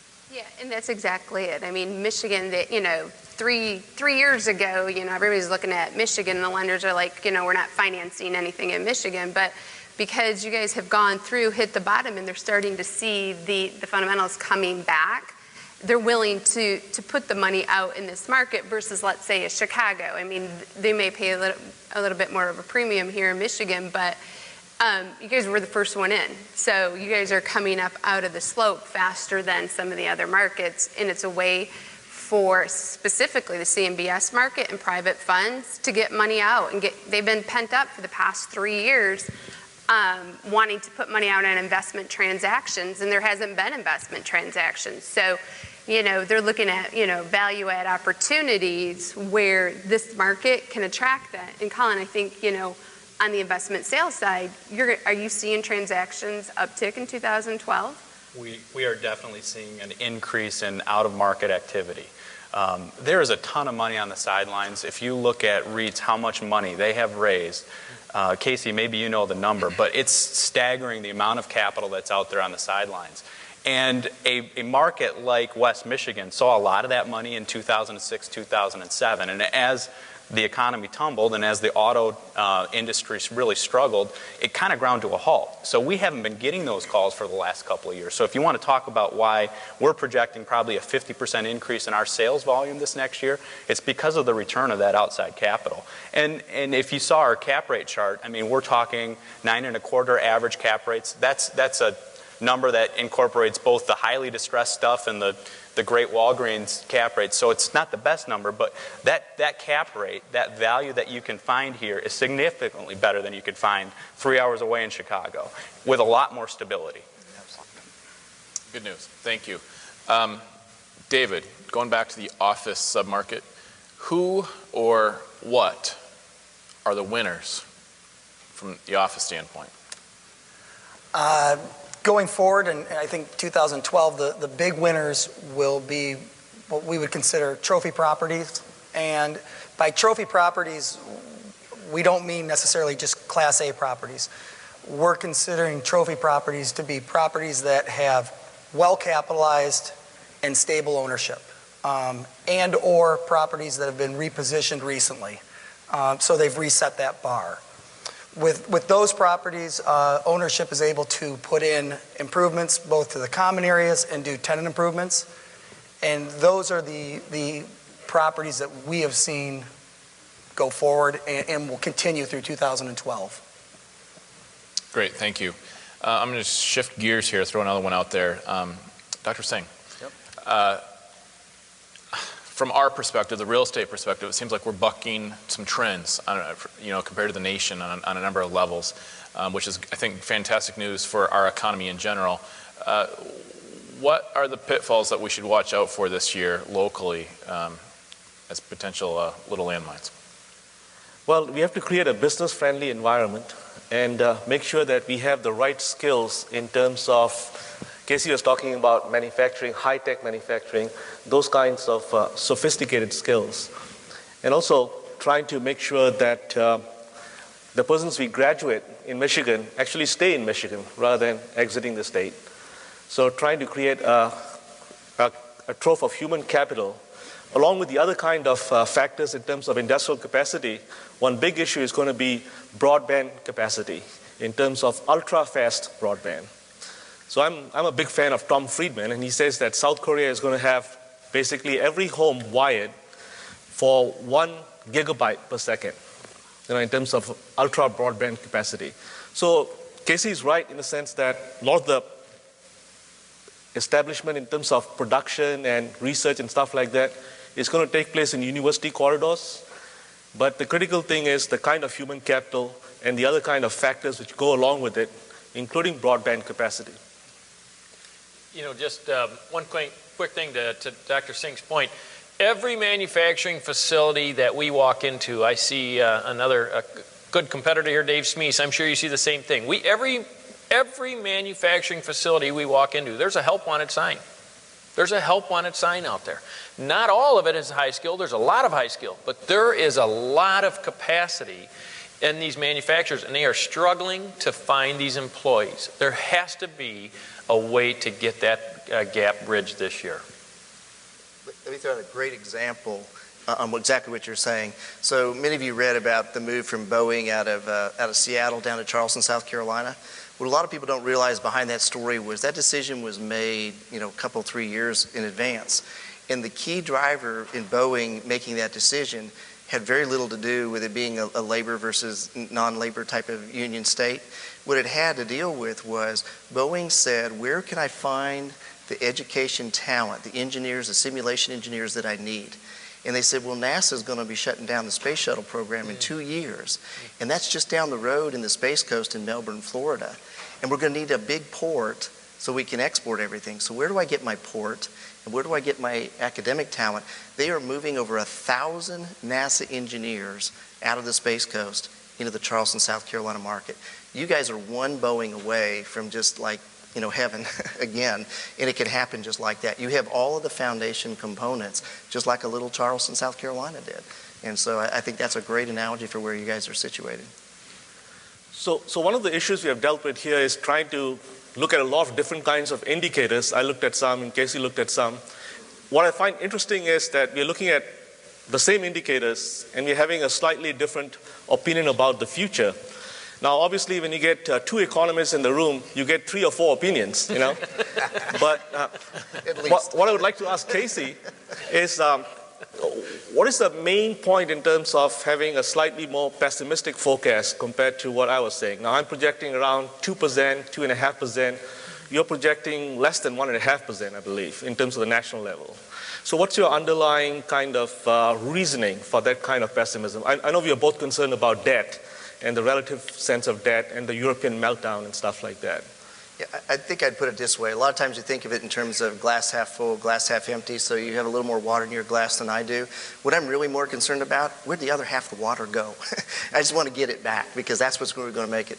And what I'm looking at is where is that water? How quickly are we going to rehydrate? And I think we're looking at a slower rehydration of all of these components because capital is constrained. What we've done in regulation with Dodd-Frank, and I'd be interested in Kathy, in your opinion on this. We still have some of the most important paralyzing aspects of Dodd-Frank to be explained to us. The most important is this thing called Section 165 of Dodd-Frank that deals with the systemically important financial institutions. So what the Fed said was, well, the reason we had to let Lehman go and these other things is we didn't have the capacity to regulate them. So the way they fixed that is they said, Fed, we're not going to give you the capacity to regulate anybody you want. You just deem them systemically important and you can regulate them. Life companies, servicers, hedge funds, all of that. They can tell them what capital, what they can do. All of that falls into their domain. They haven't named them and defined them. It's so scared MetLife. MetLife said, the heck with our bank holding company, the heck with the mortgage business, we're out of here. And so these uncertain things, I think, hang over us. The uncertainty of what does EU austerity really mean? How much less do the European consumers can spend? How much less capital do we see? We already know the banks are struggling to get back into real estate. They can't get back into CMBS because they don't know what the capital rules are going to be. If they have to retain a certain percentage of the CMBS loan, Well, what's the capital reserve against it? They don't know any of those things, so they can't get it restarted. So I think I see less rehydration in capital, less rehydration in the consumer, in Europeans, and I think that's what's driving it. I just want to find where that other water is. Casey, to your point when you said the glass is half full versus the glass is half empty, and how do we get that half back?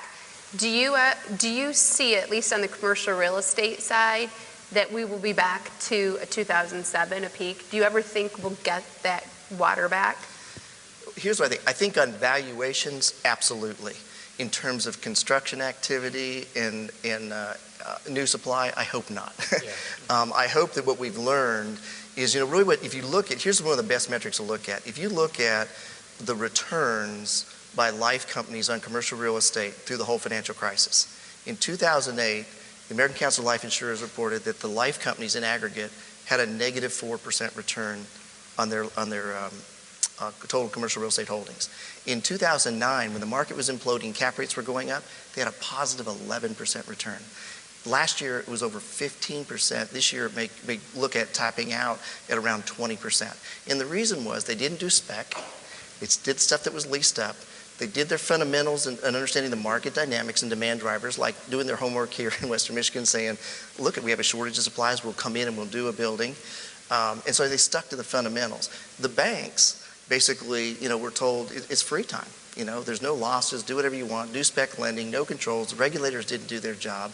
In 2005, the minutes that were just released for the 2006 FOMC meetings were basically Bernanke and them were bantering about, there's no, in fact, I have my newsletter this week, there's no way it'll ever spill over in the economy.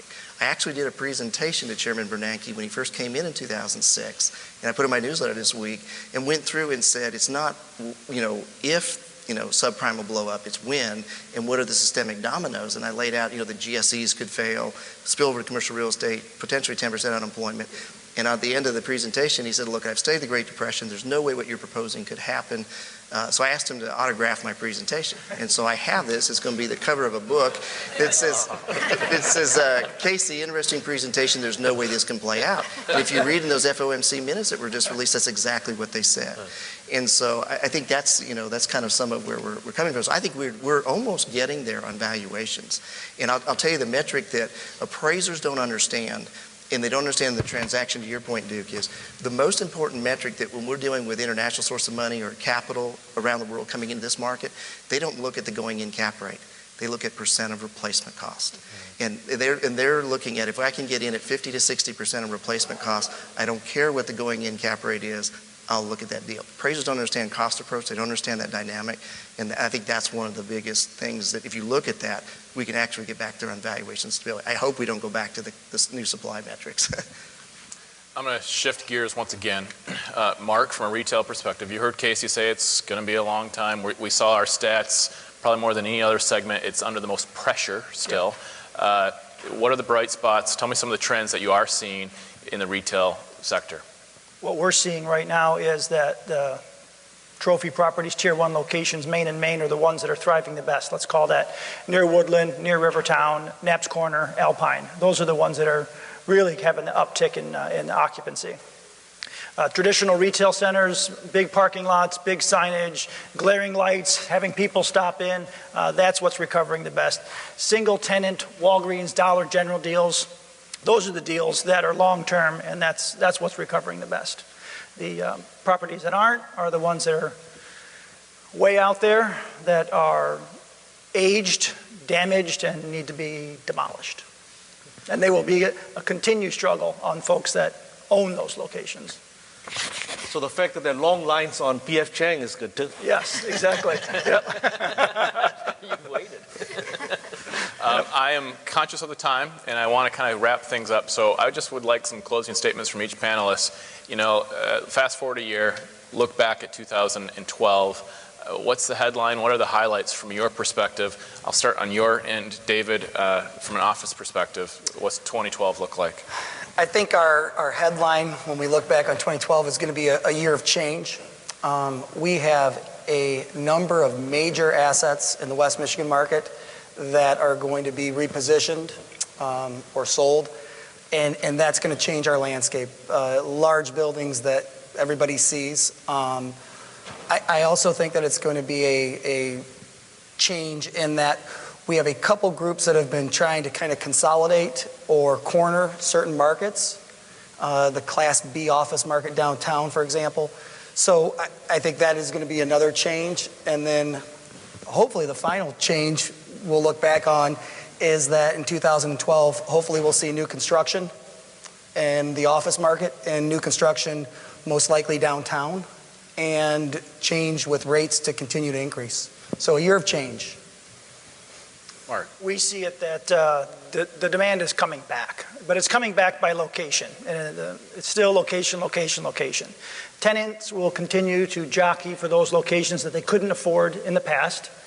So coming off 29th Street, going to 28th Street, getting further closer to the mall versus away from the mall, we're going to start seeing that demand come back. And we're going to start seeing a lot more demand by our national retailers coming back to Michigan, most importantly West Michigan, where our economy is much more solidified. And then once again, we're going to see some of those secondary locations have to get repositioned, reworked, demolished. So something's going to have to change in those particular markets that have had the signs up in the ground in front of their buildings for many years. It's a year of transition, and I think we're going to look back and really see two things. The trophies are going to trade hands. We're excited. We've got a couple of big projects we're going to be working on this year that are going to show us where we're truly at in the market. It's going to be a lot easier to sit up here next year, just given the momentum in the marketplace. We've got about $60 to $70 million of single-tenant industrial property that we're going to be taking to market, and we're going to be attracting capital from all over the country. We are already talking with investors scattered across the country, and what those investors decide to do and the prices that they pay for some of these highly stable assets is really going to be indicative of where we've come in this marketplace. Additionally, David referred to, high quality product that's going to hit the market. We're excited. We're part of a team of people that are going to be taking Bridgewater Place to market. We've been busy stabilizing that asset. There's been positive leasing momentum. Hopefully a new full-service restaurant is going to open soon in that building. That's a trophy asset. We all drive by it every day, and it is going to sell in 2012. And that's going to indicate where that market's at. And again, that's a project that's going to get capital from all over the country that's going to look at it. So a year of transition. And I think looking back, we're all going to say, wow, there was some incredible opportunity. Money is cheap. Values are coming off the bottom, and the fundamentals really look pretty strong. So from an investor perspective, we're very bullish about what West Michigan has to offer. I really think 2012 is going to be about rebuilding the commercial real estate industry, going through foundation building, right-sizing the industry both on the real estate side plus the finance capital side.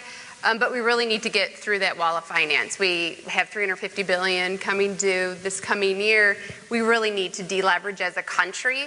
And I think you're going to start seeing people take the pain, and whether that's, changing ownership or existing owners putting more equity in, or, we're extending the loans down the road. But we have to, as Casey said, undam the finance wall there. So I think 2012 is going to be about the deleveraging. But on the positive side as well, I think for Michigan and West Michigan, you're going to continue to see lenders coming into the market, want to get money out in this market. There is opportunities here, to Colin's point on Bridgewater coming in and having institutional players coming in and buy for that asset or local. You're going to also see lenders, they're called bridge lenders, value add type lenders that take a property through transition. You're going to seeing those types of lenders as well compete for those assets because they can't get that money out in major markets. So I really think 2012 is going to be slow and steady, and it'll just be about rebuilding the industry. I would say it's rediscovering West Michigan. You heard today, Casey talked and reminded us how large the United States is as a manufacturing empire. We forget that. We think sometimes that China's overtaken us, and they have not. The trend in industrial, we didn't start struggling 3 and 4 years ago with the collapse of Lehman Brothers. We've been struggling for 12 years with what they've called offshoring. The trend is back into insourcing, or actually what they call reshoring. Here's an article this week. I'll just read a real simple paragraph. Within the next 5 years, the United States will experience a manufacturing renaissance as the wage gap with China shrinks and certain U.S. states become some of the cheapest locations for manufacturing products in the developed world. Manufacturing is coming back into the United States, and it's the right type of manufacturing, and we don't understand how critical West Michigan is to that piece. We are truly uniquely situated to take advantage of that. We are seeing it, we are hearing it. The perception-reality gap that has been out there for the last 18 months, that gap is going to be gone, and we are going to be having an absolute renaissance, I believe, in the West Michigan industrial community. That's what I'm hearing, that's what I'm seeing, and that's what's going to happen in 2012. Thank you. Casey, what's your headline? Slow growth while government can't act. CRE debt wall on maturities is finally what we've been waiting for. These assets will break through. And I think market your strengths. You really have aligned the things that will go. You just need to market it. This returning intellectual manufacturing property is the biggest story that really can affect you. And keep in mind that the little engine, that just kept saying, I think I can through this whole recovery has been manufacturing. And it will continue to be, and where the job losses are in government and services. So market your strengths. And the other thing is preserve your banking and capital relationships. You've got PNC, Fifth Third, Huntington, your sponsors. That you can't replicate elsewhere in the country, and that will really help you fund this new construction. Thank you. So we've been talking about the resurgence of manufacturing, but again, the important part is to try to make sure that the skills are here in terms of taking advantage of that kind of high-tech, precision, heavy manufacturing. But the interesting thing in terms of headlines is this is an election year, and I think Casey and I agree that probably not much is going to be done this year in terms of actually resolving our long-term debt crisis. The election is going to get pretty ugly pretty soon. And I always find the interface between the politics and the economy very interesting. That's even more interesting than the economy itself. So although the long-term manufacturing prognosis is very good, this year it's going to be a waiting year. It's going to be a year of change. It's going to be a year for transition, but mostly trying to see what will happen next year in terms of the political setup and whether we can solve our structural problems in terms of the long-term deficit. Okay, thank you. I'd like to quickly thank our panelists.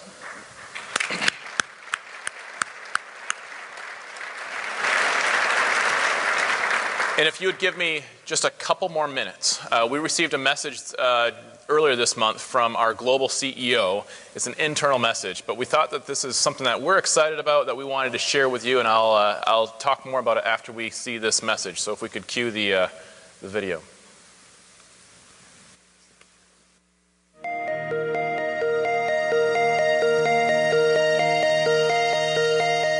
At Colliers International, we do things a little differently. So when we decided to get behind a global giving event, it's no surprise that we came up with a totally new approach. Some folks are easily discouraged by the magnitude of problems facing the world today. But we're the kind of people who focus on what we can do. We already have what it takes to make a difference. Our professionals in more than 500 offices serve 95% of the developed world. Our technology connects people from Melbourne to Mumbai, to Munich to Mexico City, and everywhere in between. Most importantly, we have people who are passionate about making a difference in their communities. Around the world, we invest in the causes we care about, from epic bike rides for charity to local food drives that help people who are less fortunate. Community is one of our core values. It defines our people and our business. But we believe by working together, we can do even more. We can do something really enterprising, something that's never been done at this scale, a global giving campaign. It's called Everyone Gives, and it's designed to enhance the work we are already doing. Here's how it works. On February 22nd, 2012, you log on to everyonegives.org and choose from hundreds of charities. Make a donation to your favorite cause, then invite friends, family, colleagues, and clients to give as well. The key is that you ask at least 2 of your friends to give and make sure that they ask 2 friends to give, and so on. This allows you to multiply the power of your gift exponentially. I think of it as a giving tree.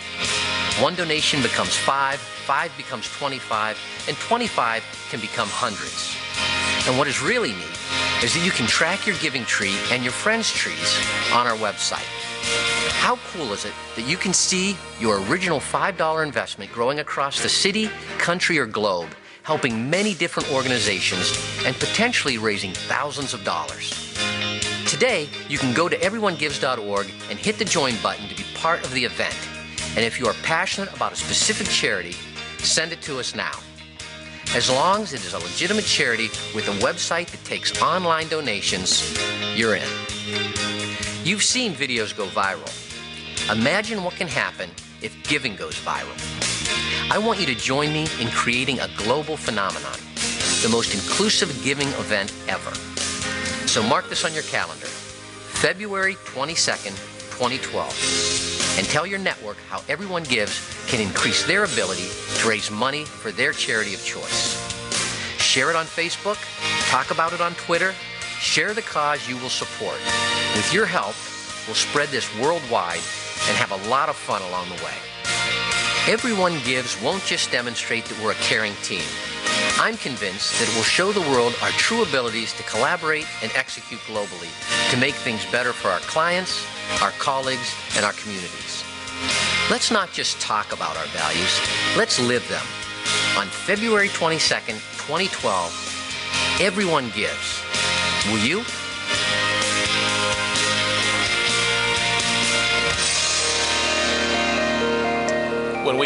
When we were looking to switch from Grubb & Ellis to a new flag, one of the important drivers for us was to align culturally with our new partner. And I think this is a great example of kind of the culture of Colliers. This is a fun project that we're going to get behind wholeheartedly. I think West Michigan, this is kind of part of our DNA to give. And I think that this is a cool way just to make an impact here locally and globally. If there's 500 people here today and we all give $5 times, you know, that first layer only, there's $2,500. If we all give $10, it's 15 grand. That's just right here, and I think this thing could really snowball into something pretty neat. If you're interested in participating with us, we will be sending out some information following the event. Also, following this event, you're going to receive an email asking you for a couple things. One, how did we do today? What could we do better? We want your input. This is important that we are adding value to your day and your business. And then also you'll have a download of all the graphs, all the charts, and all the data presented today. So you'll be able to download that information there. With that, again, thank you to our panelists. Casey, thank you for coming in from Atlanta. Dr. Singh, again, thank you. And most importantly, thank you for making time in your day to join in with us. So thank you very much. Have a good day.